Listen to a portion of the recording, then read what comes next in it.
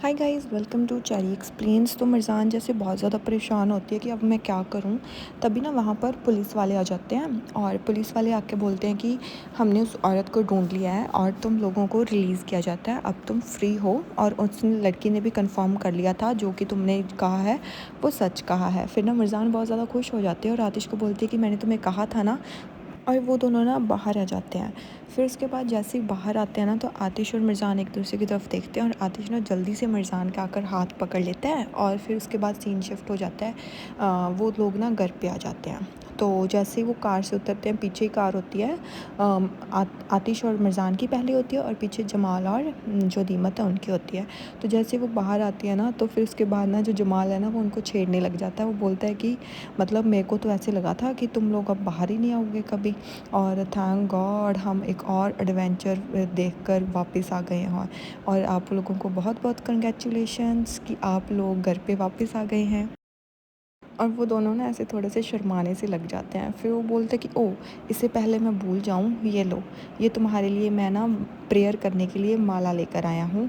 अगर आपको जब भी मतलब स्टोरीज़ वगैरह आपको शेयर करनी हो ना, तो और आपको ये पंगों में पड़ना हो तो ये माला फेर लेना, इससे तुम लोग रिलैक्स रहोगे। फिर ना उसके बाद वो मिर्ज़ान को पकड़ा देता है। वो मिर्ज़ान को बोलता है कि मतलब मिर्ज़ान अगर और कुछ ऐसे बिहेव नहीं करेगी ना, उसके बाद तो हम ऐसे एडवेंचर्स और नहीं देखेंगे।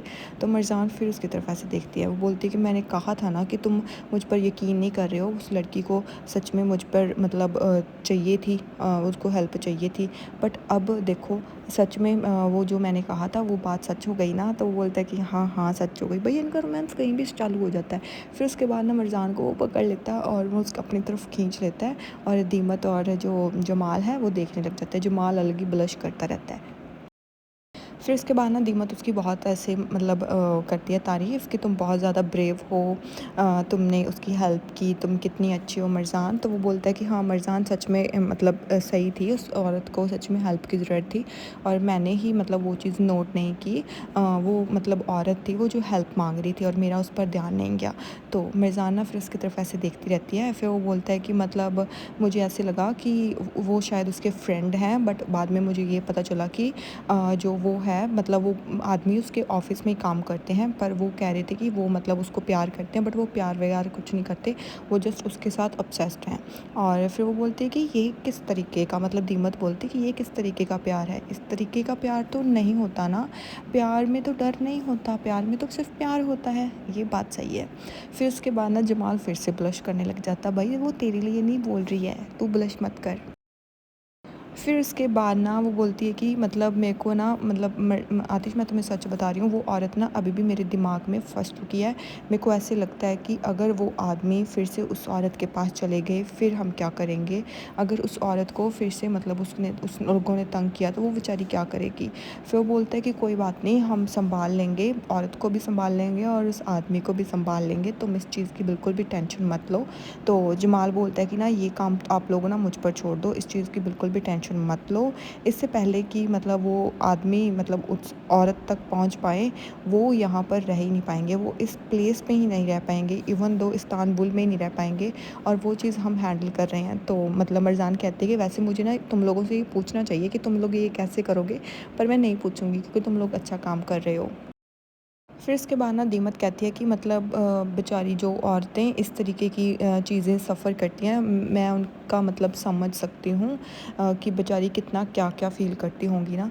तो फिर वो मतलब जमाल की तरफ देख के बोलती है। तो जमाल कहता है कि भाई मैं आपको बता रहा हूँ, अगर ये टॉपिक अभी शुरू हो गया ना, इसके बाद भूल जाओ कि हम यहाँ से निकल पाएंगे, इससे पहले ही हम यहाँ से निकल जाएँ। तो आतिश भी उसको चिढ़ाते हुए बोलता है कि हाँ तुम सही कह रहे हो।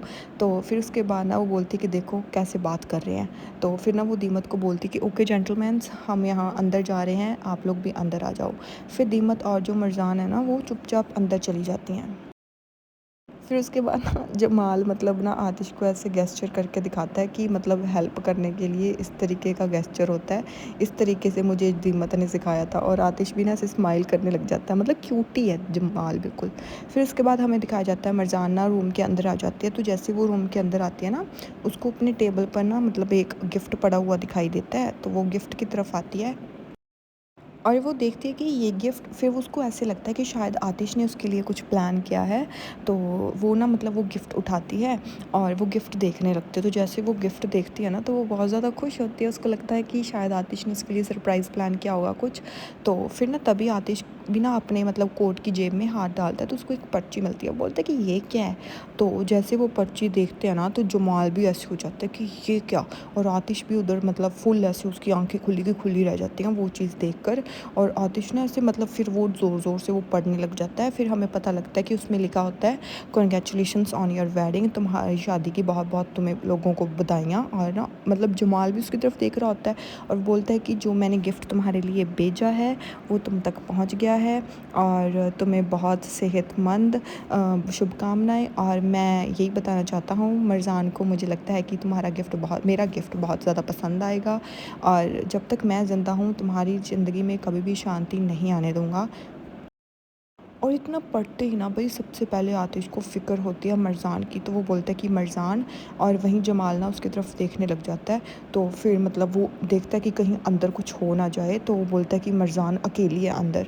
और इतना कहते ही ना सीन शिफ्ट हो जाता है। तो मरज़ान अंदर वो जो बॉक्स पड़ा होता है ना, वो बॉक्स देखती है और वो बॉक्स खोल कर देखती है। तो उसमें ना मतलब एक शर्ट होती है और उस पे ना रेड कलर का कलर लगा होता है काइंड ऑफ।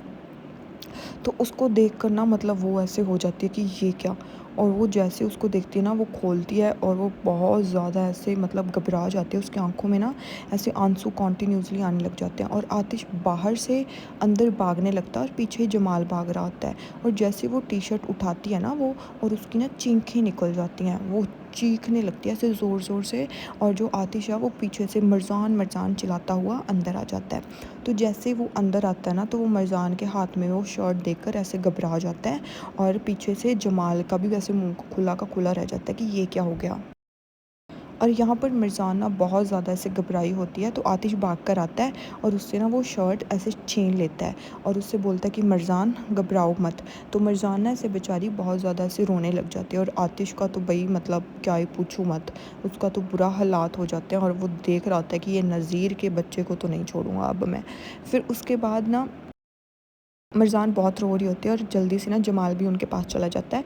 तो वो मतलब जो शर्ट होती है ना, तो वो आतिश जल्दी से जमाल को पकड़ा देता है और जमाल वो शर्ट लेकर वहाँ से चला जाता है। तो आतिश ना मिर्ज़ान को पकड़ कर ऐसे हग कर लेता है और बोलता है कि घबराओ मत, सब कुछ ख़त्म हो चुका है, प्लीज़ काम डाउन, प्लीज़ इस चीज़ की फ़िक्र मत करो, सब कुछ ठीक है।